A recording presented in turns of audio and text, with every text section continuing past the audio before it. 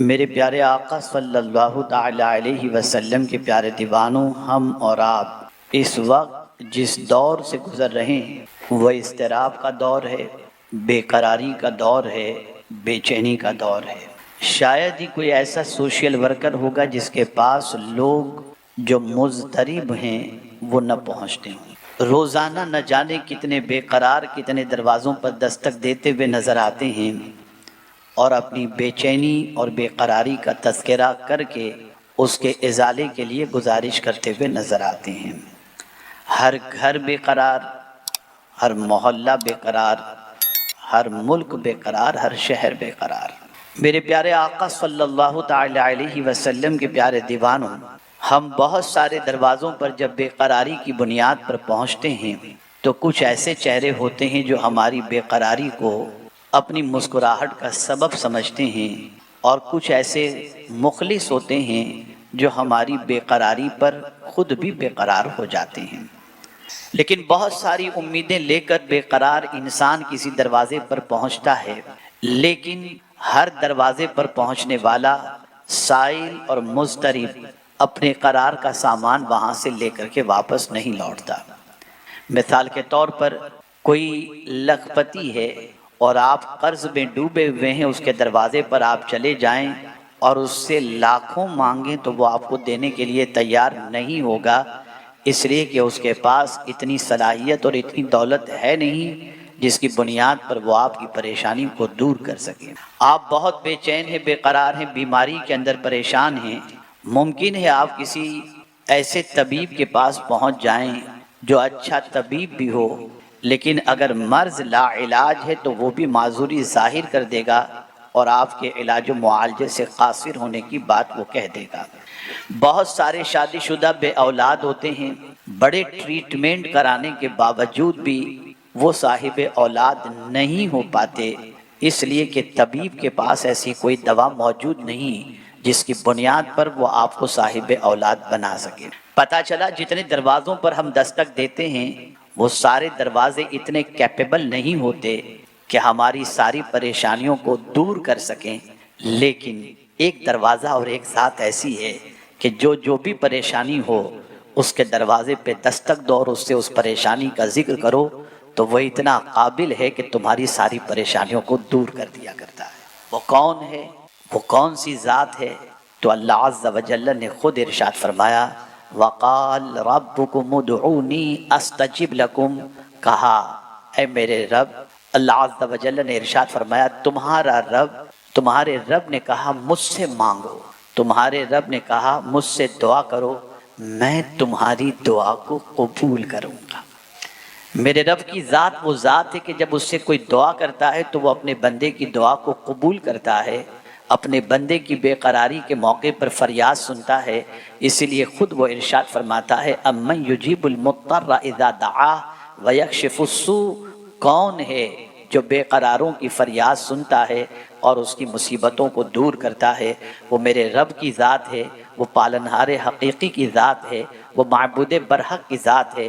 میرے پیارے آقا صلی اللہ علیہ وسلم کے پیارے دیوانوں، دنیا کا انسان کسی کے پاس جاتا ہے تو اس کی پوزیشن یہ ہوتی ہے، وہ ٹائم دیکھتا ہے، اس کے آرام کے بارے میں سوچتا ہے، کہیں ایسا تو نہیں میں رات کے 2 بجے اس کے دروازے پہ دستک دوں تو اس کی طرف سے پریشانیاں دور ہونے کی بجائے ڈانٹ ڈپٹ مل جائے، ذلت مل جائے، رسوائی مل جائے اور اس کے آرام میں خلل ہونے کی سزا مجھے مل جائے۔ اس لیے ایسے دروازے پر آدمی رات کے وقت نہیں پہنچتا جہاں وہاں سے اس کو ذلت اور رسوائی کا سامنا کرنا پڑے، لیکن میرے رب کی ذات وہ ذات ہے، وہ نیند سے پاک ہے۔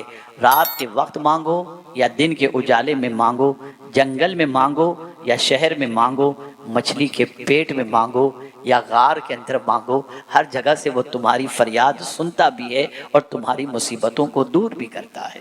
دنیا کا انسان اگر وعدہ کرے تو ممکن ہے وہ وعدہ خلافی کر دے، لیکن رب اپنا وعدہ سچ کر دکھاتا ہے۔ ان وعد اللہ حق، بے شک اللہ کا وعدہ سچا ہے۔ ان اللہ لا یخلف المیعاد، بے شک اللہ وعدہ خلافی نہیں فرماتا۔ جب اس نے کہہ دیا اللہ اکبر، تمہارا رب یہ کہہ رہا ہے مجھ سے دعا کرو میں تمہاری دعاؤں کو قبول کروں گا۔ تو میرے پیارے آقا صلی اللہ علیہ وسلم کے پیارے دیوانوں، ہمیں اپنی زندگی کے اندر مصیبتوں کی آمد یا مصیبتوں کی آمد سے پہلے یا اس کے بعد اپنے رب کی بارگاہ میں دعا کرنی چاہیے۔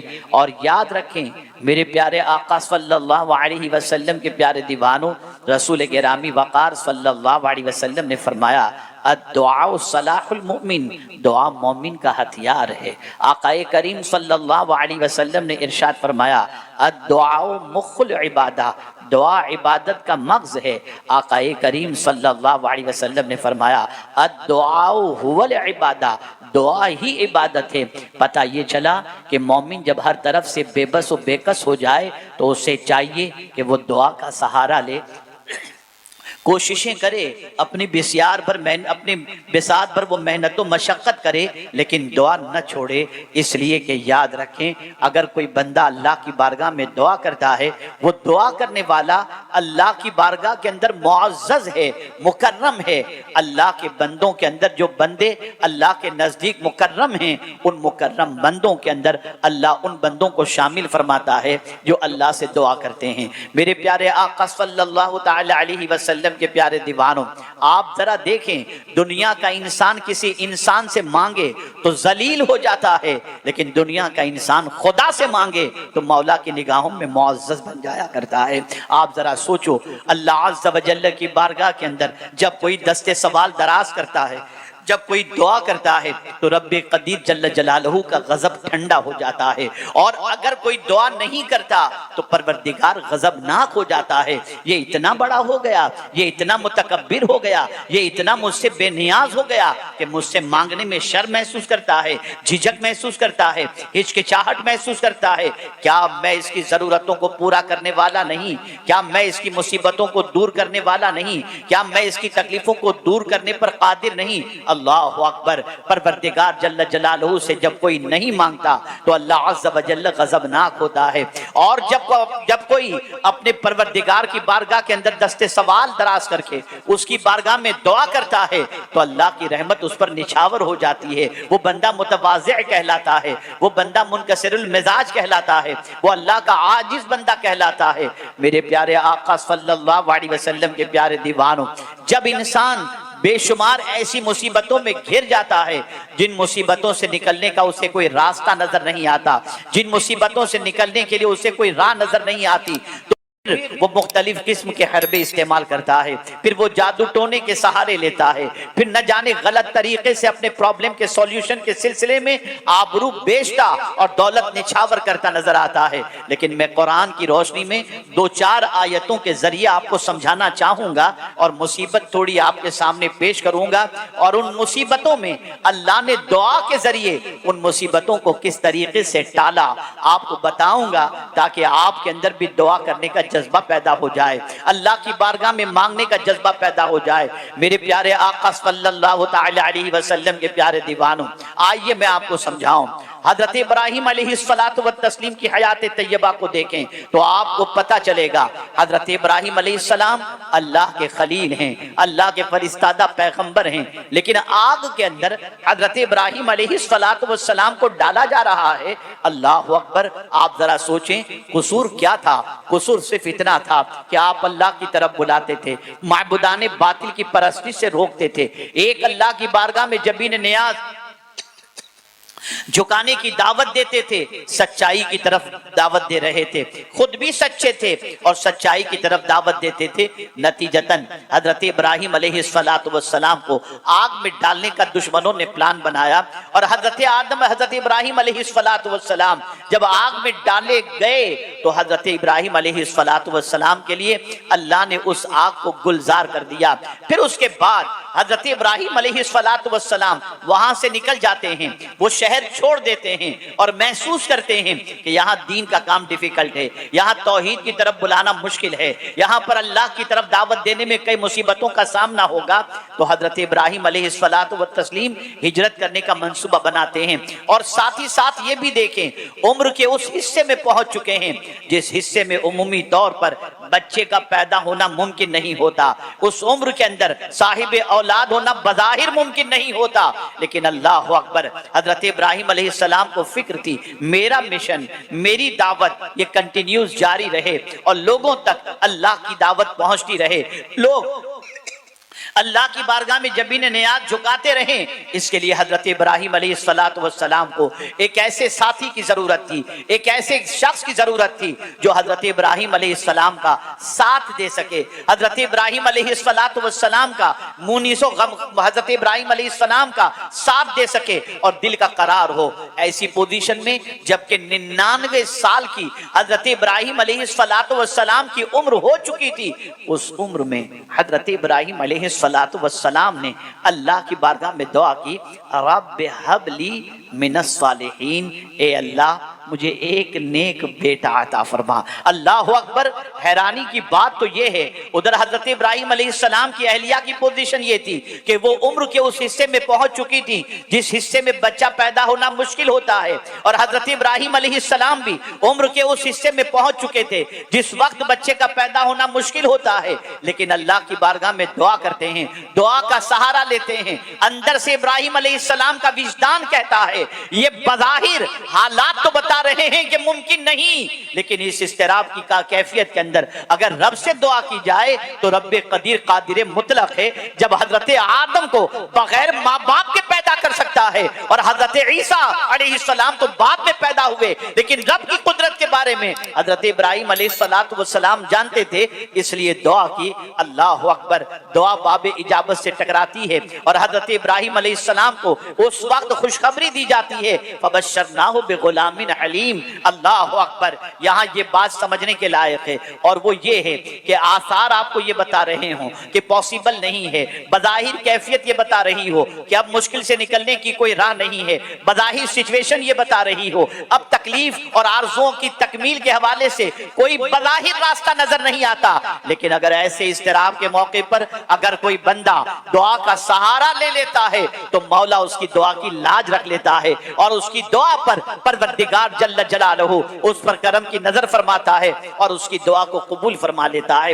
آپ قرآن کی جتنی دعا اٹھا کر کے دیکھیں گے وہ سب اضطراب کی کیفیت کی دعا ہے، سب پریشانیوں کے وقت کی دعا ہے۔ انبیاء کی جتنی دعائیں قرآن میں ملیں گی وہ ساری دعائیں امپاسبل بظاہر نظر آنے والے موقع پر انہوں نے دعا کی اور اللہ نے اس امپاسبل وقت کے اندر پاسبل بنا دیا، اور نہ نظر آنے والی چیزوں کو اللہ عز و جل نے ممکن بنا دیا۔ آئیے میں آپ کو بتاؤں، حضرت ابراہیم علیہ السلام مکہ مکرمہ میں ہیں، بیٹے کے ساتھ ہیں، بیوی کے ساتھ ہیں، کوئی انسان نہیں، بے آب و گیا وادی، ایسی سچویشن کہ دور تک کوئی کہیں انسان نظر نہیں آ رہا، کوئی پھل نظر نہیں آ رہا، کوئی درخت نظر نہیں آ رہا، کہیں پانی کا چشمہ نظر نہیں آ رہا۔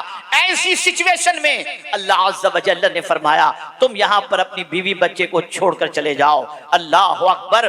حضرت ابراہیم علیہ السلام اس بے آب و گیا وادی کے اندر اپنے بیوی بچے کو چھوڑنے کے لیے تیار ہو جاتے ہیں، اللہ کے حکم پر عمل کرتے ہوئے بے آب و گیا وادی میں اپنے بچے کو چھوڑ کر اور بیوی کو چھوڑ کر جاتے وقت اللہ کی بارگاہ میں دعا کرتے ہیں، ربنا انی اسکنت من ذریتی بواد غیر ذی زرع عند بیتک المحرم ربنا لیقیموا الصلاۃ فاجعل افئدۃ من الناس تہوی الیہم وارزقہم او کما قال۔ حضرت ابراہیم علیہ السلام نے وہاں پر دعا کی، پھلوں کی دعا کی، رزق کی دعا کی، اور اللہ کی بارگاہ میں عرض کیا میں تیرے گھر کے سامنے میرے بیوی بچے کو اس بے آب و گیا وادی میں چھوڑ کر کے جا رہا ہوں، اے اللہ میرے بچے کو نماز کا قائم کرنے والا بنانا، اور پروردگار انہیں پھل عطا کرنا، انہیں روزی عطا کرنا۔ اللہ اکبر!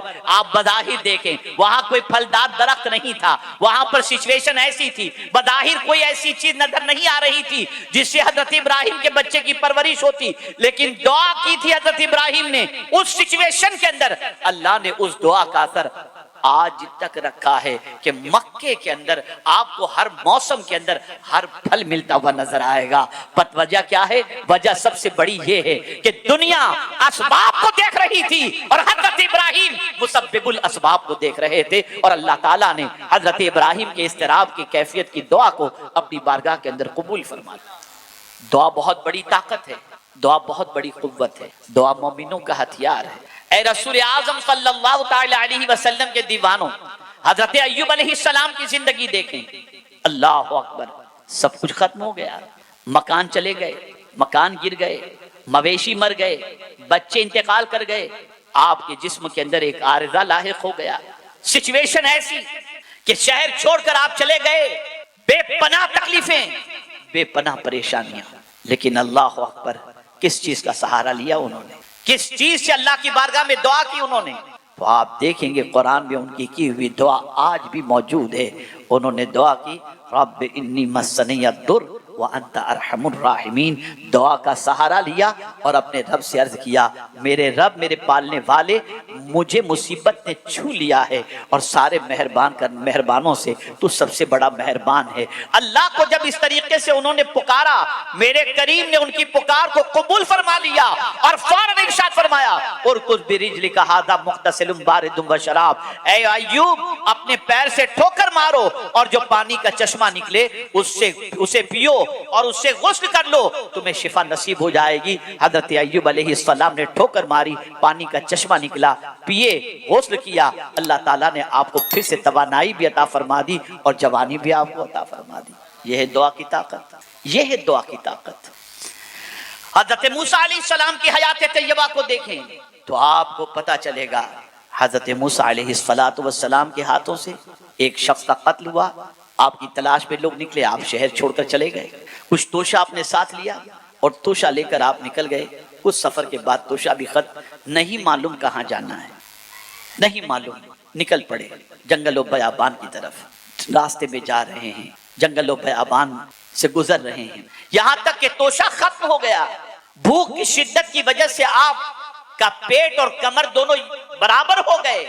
इस इस्तराब की कैफियत में कि कहीं दुश्मन मेरा पीछा करके मेरे पीछे तो नहीं आ रहे, जंगलों बयाबान में, अल्लाह अकबर, ऐसी सिचुएशन में जब भूख से निढाल हो गए थे तो अपने रब की बारगाह में दुआ करते हैं, रब्ब इन्नी लिमा अंज़लत इलैया मिन खैरिन फ़क़ीर। जैसे ही ये दुआ की, फरिश्तों ने मदियन पहुंचा दिया और मदियन के अंदर अल्लाह ताला ने उनका रिस्क का जरिया भी अता फरमा दिया और मुस्तकिल सुकूनत का जरिया भी अल्लाह ने पैदा फरमा दिया। याद रखें और अच्छी तरीके से याद रखें, दुआ के अंदर अल्लाह ने बड़ी ताकत रखी, दुआ में अल्लाह ने बड़ी कुव्वत रखी। दुआ अल्लाह अज़्ज़ व जल्ल की बारगाह के अंदर बहुत अहमियत रखती है। मेरे प्यारे आका सल्लल्लाहु अलैहि वसल्लम के प्यारे दीवानों, कुरान का उसलूब देखें और समझें आप किस तरीके से अल्लाह ने दुआ की अहमियत बताई। इब्तिदा आयत की किस तरीके से की, वइज़ा सअलका इबादी अन्नी फ़इन्नी क़रीब। पहले फरमाया, मेरे महबूब, जब तुमसे मेरे बंदे मेरे बारे में पूछें कि मैं कहाँ हूँ, फ़इन्नी क़रीब, तो कहना मैं बहुत करीब हूँ, मैं करीब हूँ। पता चला अल्लाह का पता बताने वाली ज़ात का नाम है मोहम्मद अरबी सल्लल्लाहु अलैहि वसल्लम। कुरान कहता है, जब तुमसे मेरे बारे में मेरे बंदे पूछें तो कहो मैं करीब हूँ। और ये कहने के बाद फौरन फरमाया, उजीबु दावतद दाई इज़ा दान। जब दुआ करने वाला मुझसे दुआ करता है, मैं उसकी दुआ को कबूल करता हूँ। पता चला वो इतना करीब है कि तुम जहां से भी पुकारो वो तुम्हारी पुकार को सुन लिया करता है और तुम्हारी दुआओं को कबूल कर ले। ऐ रसूल आज़म सल्लल्लाहु अलैहि वसल्लम के दीवानों, दुआ इस चीज की गम्माजी करती कि दुआ करने वाला मुतकब्बिर नहीं, दुआ करने वाला घमंडी नहीं, दुआ करने वाला खुद को कुछ नहीं समझता, दुआ करने वाला अपने माबूद को सबसे बड़ा जानता है, दुआ करने वाला अपने पालनहारे हकीकी को सबसे बड़ा मानता है, इसलिए अपने परवरदिगार की बारगाह में वो इल्तिजाएं करता है।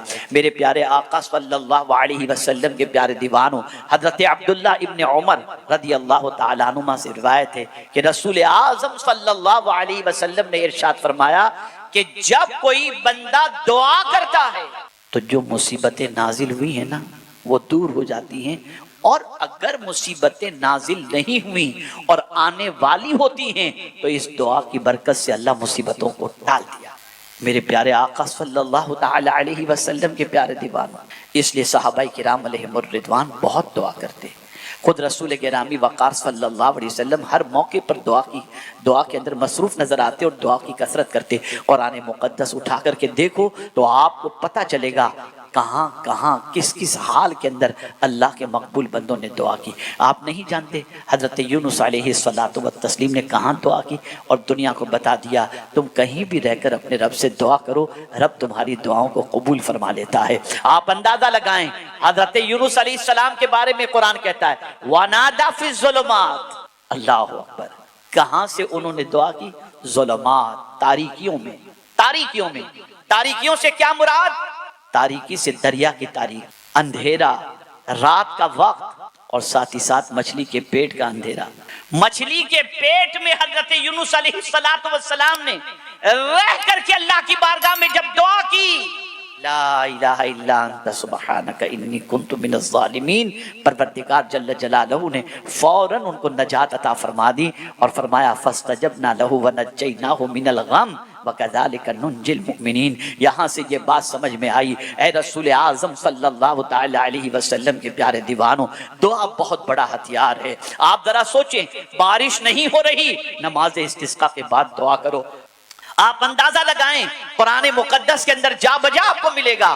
آپ اصحاب کہف کے واقعے کو اٹھا کر کے دیکھ لیں، 300 سال تک غاروں میں سوئے ہوئے اصحاب کہف جس غار کے اندر تھے، اس غار پر اس وقت کے بادشاہ نے کیا کیا تھا؟ وہاں پر دیوار چننے کے لیے کہہ دیا تھا۔ اللہ اللہ، 300 سال تک جس غار کے اندر اصحاب کہف رہے، وہاں پر انہوں نے دعا کی ربنا آتنا من لدنک رحمہ وہیئ لنا من امرنا رشدا۔ اللہ تعالیٰ نے اس غار سے نکلنے کا انہیں راستہ عطا فرما دیا۔ یہاں سے یہ بات سمجھ میں آئی، تم کہیں بھی دنیا میں رہو، کسی مصیبت میں رہو، کسی تکلیف میں رہو، کسی پریشانی میں رہو، اپنے رب کی بارگاہ میں دعا کیا کرو۔ وہ دعا کو سنتا ہے، وہ دعا کو قبول کرتا ہے، وہ دعا کا جواب دیتا ہے، وہ دعا کے بس کے اندر تمہاری مصیبتوں کو ٹال دیتا ہے۔ یہاں تک فرمایا گیا کہ دعا تقدیر بھی بدل دیتی ہے۔ تقدیر سے مراد قضائے مبرم ہے، قضائے معلق ہے، اللہ تعالیٰ اس تقدیر کو بدل دیا کرتا ہے۔ میرے پیارے آقا صلی اللہ تعالی علیہ وسلم کے پیارے دیوانوں، کیا یہ سچ نہیں بہت ساروں کی زندگیوں میں انقلاب پیدا ہوا وہ دعاؤں کی بنیاد پر؟ کسی کو ماں کی دعا لگ گئی، اللہ نے ولایت عطا فرما دی، اور کسی کو مصطفیٰ کی دعا لگ گئی تو سید المفسرین بن گئے۔ یہ ہے دعا۔ ایک جملہ عرض کروں، اور اس جملے کے اندر آج کے مسلمانوں کی زندگی کی عکاسی ہے۔ جہاں مصیبت آئی، ایک ایک کو پکڑ کے اپنی مصیبتوں کی لمبی داستان ہم سناتے ہیں۔ توجہ چاہوں گا، ایک ایک کو پکڑ کے اپنی مصیبتیں اور تکلیفیں ہم بتاتے ہیں، اور گھنٹوں بیٹھ کر بتاتے ہیں۔ اس کو بھی بتایا، اس کو بھی بتایا، اس کو بھی بتایا، اس کو بھی بتایا۔ جہاں سے تھوڑی سمپتھی ملنے والی ہوتی ہے، اس کے پاس اپنی تکلیفوں کا دفتر کھول کر کے ہم بیٹھ جاتے ہیں۔ کیا یہ سچ ہے یا نہیں؟ مجھے آپ جواب دیں۔ ہے نا؟ ایسا کرتے ہیں نا؟ کاش سب سے کم بولتے، رب سے زیادہ بولتے نا، تو وہ مصیبتوں کو دور کر دیتا۔ ہمارا حال یہ، ہم سب سے زیادہ بولتے، رب سے کم بولتے، رب سے کم دیں۔ اللہم ربنا آتنا فی الدنیا حسنہ وفی الآخرۃ حسنہ وقنا عذاب النار، بس چلتی ہے۔ اور انسان کے پاس یار کیا بتاؤں، کوئی ہو تو بتاؤ، کوئی ہے تمہارے پاس؟ ارے خدا کے بندے، جتنا وقت تو انسان کو دکھ سنانے میں گزارتا ہے، اگر اتنا ہی وقت تو اپنے خدا کو دکھ سنانے میں گزار دیتا تو تیرا رب تو رحمان و رحیم ہے۔ یہاں تو نے دکھ سنایا، تیری آبرو بھی چلی جائے گی، اور زندگی بھر یہ تیرے دکھ کو دور کرنے والا تجھ پر احسان جتائے گا۔ لیکن میرا کریم تو وہ ہے، وہ دکھ دور بھی کرے گا اور تجھ پر اپنی رحمتوں کو نچھاور بھی کرے گا۔ اے رسول اعظم صلی اللہ تعالی علیہ وسلم کے دیوانوں، دعا کا سہارا لو۔ جب بات اپنی محنتوں سے نہ بنتی ہو، دعا کرنا مت چھوڑو، دعا میں کثرت کرو۔ خوش نصیب ہے وہ بندہ جسے اللہ نے دعا کی توفیق عطا فرمائی۔ جس بندے کو دعا کی توفیق مل جاتی ہے، وہ بندہ بڑا خوش نصیب ہوتا ہے۔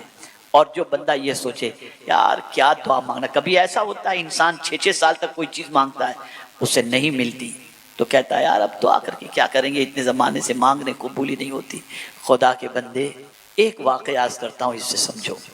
پہلے کے زمانے میں بزرگ بھی ایسے ہوا کرتے تھے کہ ان کے مرید بھی ولایت کے مقام پر فائز ہوتے۔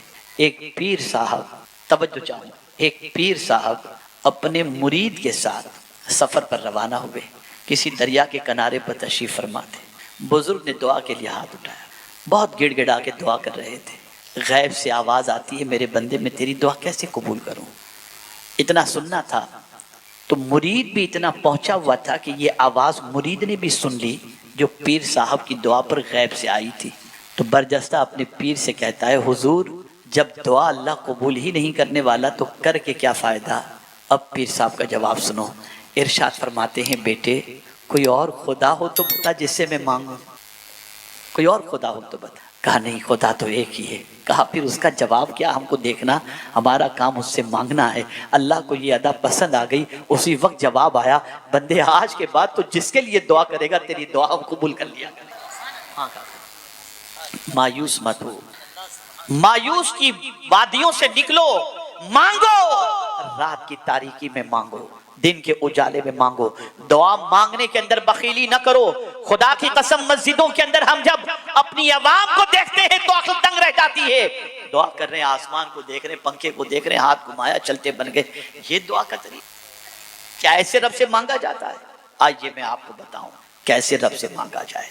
قرآن نے کیا طریقہ بتایا رب سے مانگنے کا؟ قرآن کہتا ہے ادعوا ربکم تضرعا وخفیا انہ لا یحب المعتدین۔ اللہ فرماتا ہے تم اپنے رب سے گریہ زاری کرتے ہوئے مانگو، روتے ہوئے مانگو، آہستہ مانگو، حد سے گزرو نہیں۔ اپنے رب سے گریہ زاری کرتے ہوئے مانگو۔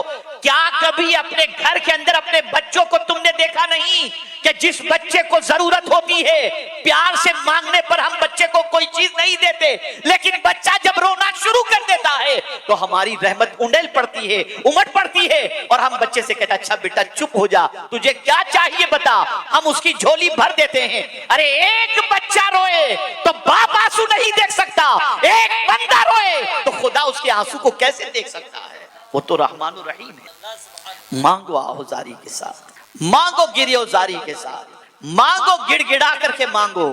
وہ بندوں کی دعاؤں کو قبول کرتا ہے، وہ بندوں کی دعاؤں کو قبول فرماتا ہے۔ وہ دعا کی طاقت وہ جانتا ہے کہ مجھ سے بندہ اس لیے مانگتا ہے کہ میرا بندہ جانتا ہے کہ میں اس کا پالنے والا ہوں۔ اس لیے قرآن کی جتنی بھی دعائیں آپ دیکھیں گے اس میں ہر نبی کی طرف سے جو لفظ انتخاب کیا انبیاء نے وہ رب کا لفظ انتخاب کیا، اور اس رب کے لفظ کے اندر اتنی معنویت ہے کہ رب کا معنی ہوتا ہے پالنے والا بھی، رب کا معنی ہوتا ہے مالک بھی۔ رب کہتا کوئی جب بندہ اپنے پروردگار کو جب رب کہتا ہے تو بندہ اللہ عز و جل بہت خوش ہوتا ہے کہ میرا بندہ جانتا ہے کہ کوئی اسے پالتا نہیں، میں ہی اسے پال رہا ہوں۔ اس کی رحمت کو پیار آ جاتا ہے، اس کی رحمت کو جوش آ جاتا ہے۔ اور اپنے محبوب سے بھی کہا میرے محبوب مجھ سے مانگنا ہے تو یوں مانگو، وَقُلْ رب زدنی علما، کہو اے میرے رب مجھے علم زیادہ عطا فرما۔ وَقُلْ رب اغفر وارحم وانت خیر الراحمین،